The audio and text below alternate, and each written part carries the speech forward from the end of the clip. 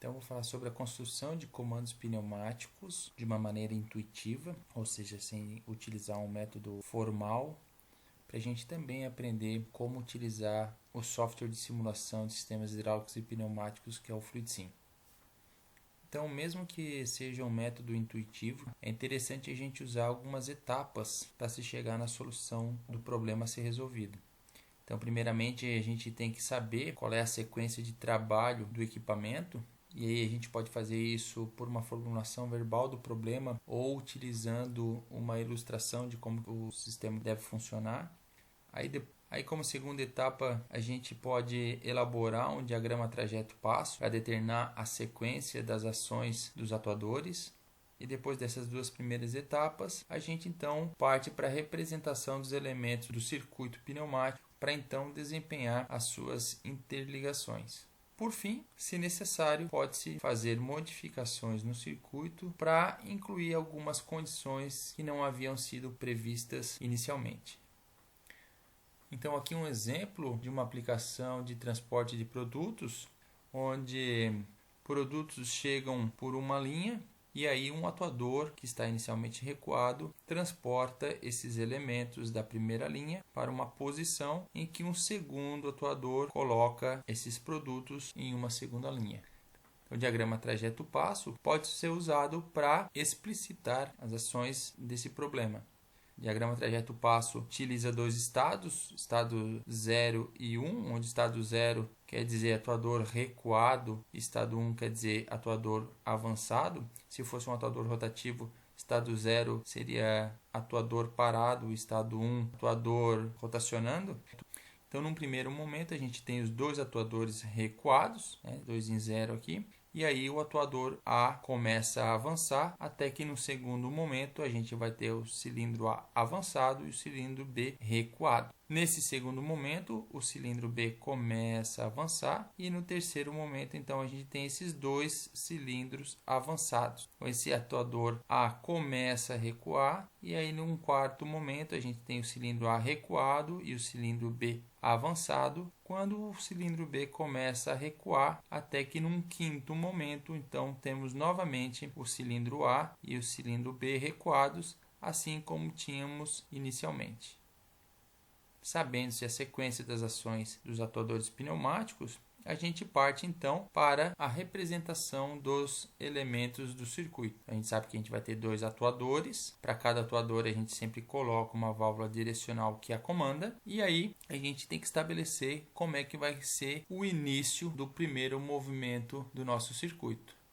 Então foi isso que eu fiz aqui, Coloquei um botão ou outro botão vai fazer a comutação da válvula direcional e por consequência o cilindro A vai avançar. A gente sabe que depois que o cilindro A avança, quando ele chega no final de curso dele, o cilindro B começa a fazer o seu movimento. Então a gente vai ter que colocar um final de curso aqui para fazer o início do movimento do atuador B. Então, estando ele avançado, a gente vai comutar a válvula direcional que vai fazer o avanço do cilindro B. Quando a gente chega aqui nesse terceiro momento, a gente vê que a gente tem os dois atuadores avançados e o atuador A pode começar a recuar. Então, eu sei que esse atuador B aqui chegou ao seu final de curso se eu tiver um elemento sensor aqui para isso também. Então, esse sensor vai ser conectado a este lado da válvula direcional que vai fazer o retorno do cilindro A. E quando o cilindro A estiver recuado, o cilindro B também começa a recuar. Ou seja, eu vou ter que botar um elemento sensor aqui para saber que o cilindro A acabou de retornar. Então, esse elemento aqui é quem vai fazer o recuo do cilindro B. Quando ele retorna, então, temos este quinto momento com os dois atuadores recuados, assim como tínhamos inicialmente. Então, eu utilizei essa disposição dos elementos no circuito pneumático para quem é leigo no assunto conseguir perceber melhor como é que se chega numa solução intuitiva de um problema qualquer. Porém, existe uma correta disposição e nomenclatura de atuadores, válvulas e sensores em um circuito pneumático ou hidráulico. Essa disposição está sendo aqui mostrada, onde há a separação dos elementos por camadas. Na camada superior, ou camada 1, a gente coloca sempre os atuadores. Abaixo dos atuadores, numa segunda camada, a gente sempre vai colocar os elementos de comando dos atuadores, que são as válvulas direcionais. Abaixo disso, a gente vai colocar, se houver no circuito, os elementos de processamento de sinais. Aqui a gente tem uma válvula OU. E abaixo, na quarta camada, a gente terá os elementos emissores de sinais, ou seja, válvulas de final de curso com rolete ou rolete escamoteável, válvulas de sinal por botão, ou por pedal, ou por alavanca, ou por pino. E na última camada a gente vai ter a alimentação de energia, que é o suprimento de ar comprimido para o circuito. Quanto à nomenclatura dos elementos, a gente sempre inicia nomeando os atuadores. Então, os atuadores são nomeados utilizando-se a letra A. O primeiro atuador do circuito a gente chama de 1A, o segundo 2A, o terceiro 3A e assim por diante. Então, a gente tem dois atuadores nesse nosso exemplo aqui. A gente vai chamar de 1A e 2A. As válvulas do circuito são nomeadas com a letra V, sendo acompanhadas de um número antes da letra V e outro número depois, sendo que o número anterior à letra V é o número que vincula aquela válvula a um determinado atuador do sistema. Então, por exemplo, essa válvula direcional está conectada ao atuador 1A. Então, ela vai se chamar 1V e algum número mais. No caso aqui, a gente chamou de 1V1. Essa outra válvula aqui também está indiretamente conectada com o atuador 1A. Então, vai se chamar 1V e um outro número. Aquela outra válvula direcional está conectada ao atuador 2A. Então, ela vai se chamar 2V, um número que aqui a gente escolheu o número 1. Então, 2V1.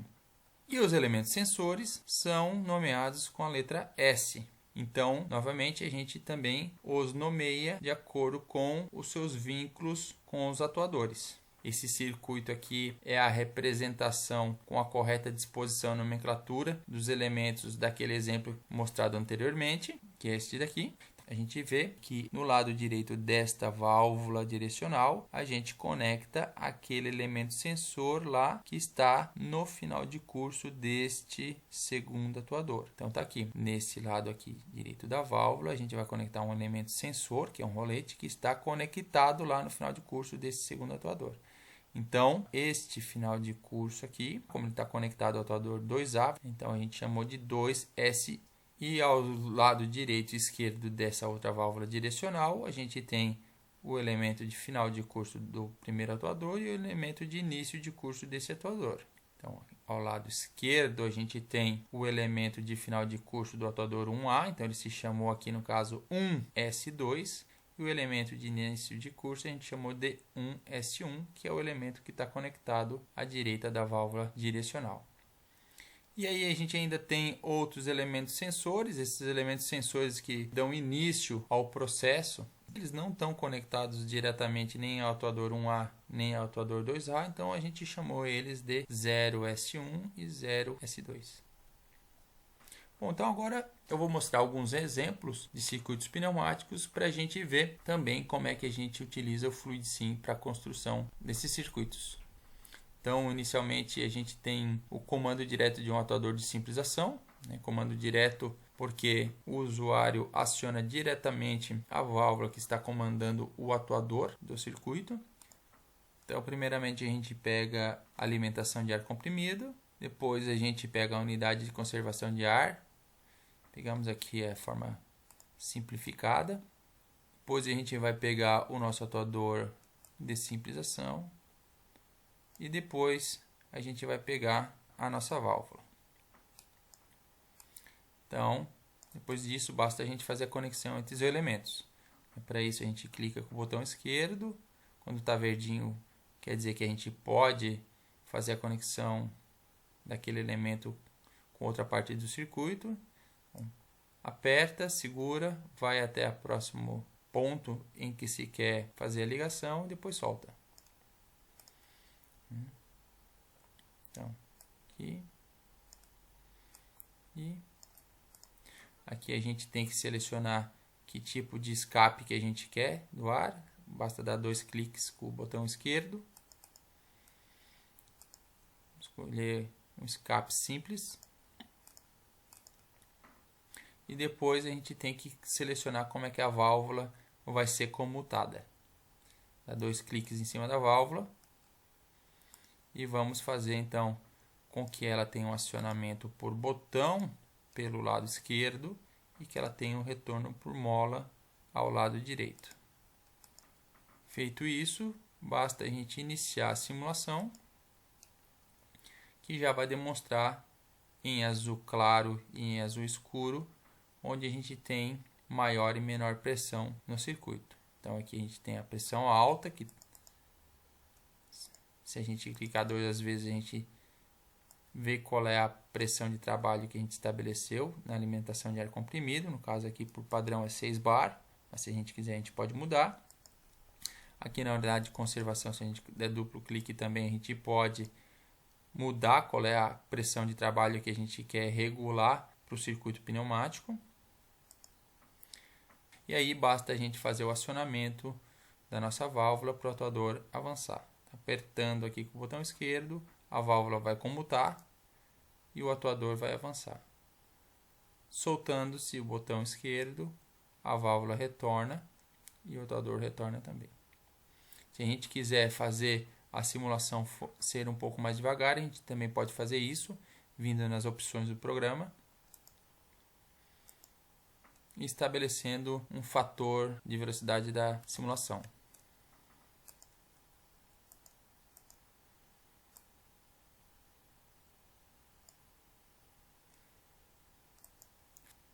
Faltou a gente nomear os elementos, então basta a gente vir aqui e inserir texto, inserir os textos que a gente quiser, né? Então, dá para usar Ctrl+C, Ctrl+V também, tanto para os nomes quanto para os elementos do circuito inteiro, né? Então, se eu copiar, se eu der um Ctrl+C nessa válvula aqui e der um Ctrl+V, está copiada a válvula, tá?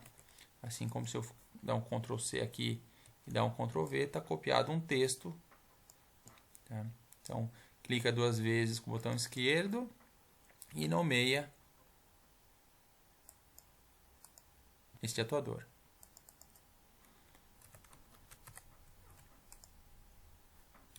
Então, outro circuito que a gente pode fazer é o do comando indireto do atuador de simplização, né? Então, a gente vai ter que incluir essa válvula aqui. Então, o usuário não vai mais acionar diretamente o elemento que faz o comando do atuador, porque o usuário vai estar acionando um elemento de sinal e esta válvula assim é que vai comandar o atuador. Então vou apagar aqui, né? Basta clicar com o esquerdo e depois apertar o botão de deletar do seu computador. Aqui também dá para a gente selecionar com o botão esquerdo parte do circuito e botar para baixo, para cima, para um lado e para o outro, né? Aqui para baixo. Colocar uma válvula aqui, que é aqui vai comandar o atuador.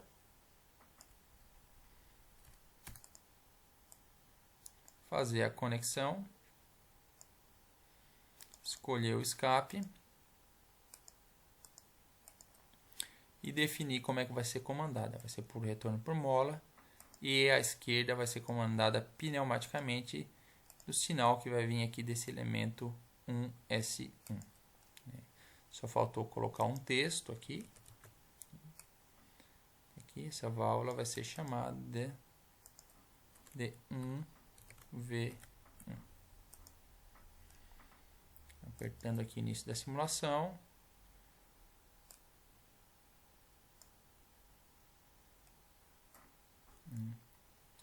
Já um outro exemplo aqui, já vamos utilizar 2 elementos de sinais para comandar indiretamente o atuador de simplização. Então vamos colocar uma válvula como aquela que a gente já tem no circuito, só que agora acionada por pedal, e essa válvula aqui direcional não tem mais retorno por mola porque vai ser acionada pelo elemento 1S2.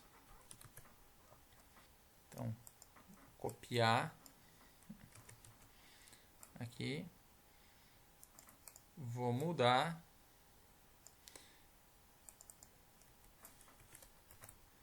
aqui, vou dizer que é comandada por um pedal, né? E aqui não vai mais ter retorno por mola e sim vai ser comandada pneumaticamente à direita também. Então tá aí. Apertando. 1S1 faz o avanço. 1S2 faz o retorno. Um elemento OU aqui, né, para a gente ver o funcionamento disto.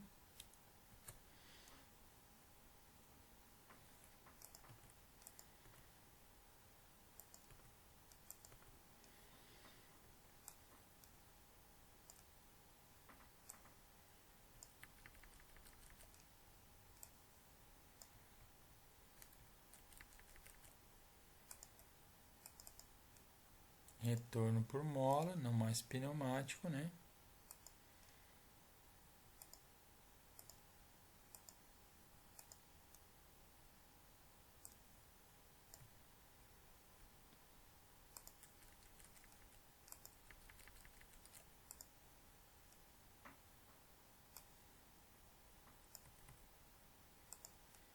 E um elemento OU aqui.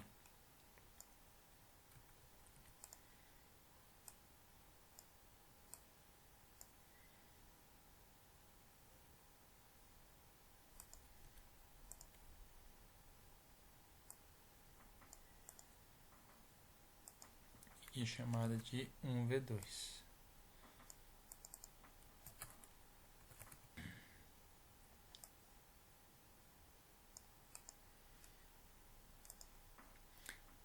Apertando em 1S1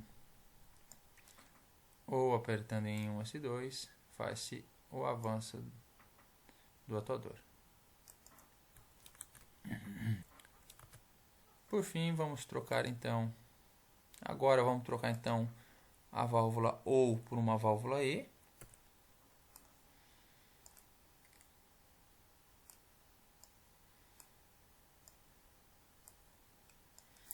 E aí então a gente tem que apertar nos dois elementos ao mesmo tempo, né? Tem que ter ar aqui e aqui para fazer o acionamento.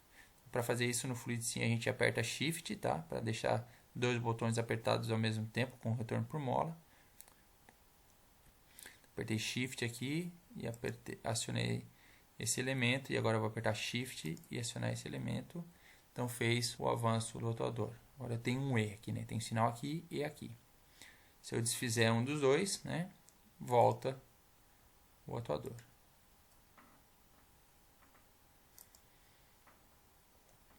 Na verdade, a gente não precisa de um elemento E nesse nosso circuito, porque é muito simples, né?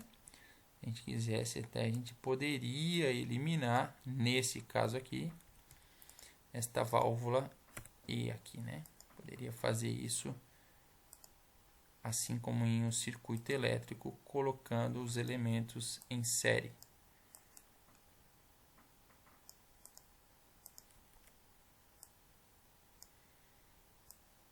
Então, tem que apertar em um S1 e um S2 para passar ar lá, né? Apertando em um S1 e um S2, avança o atuador. Se um dos dois retornar, já retorna o atuador também.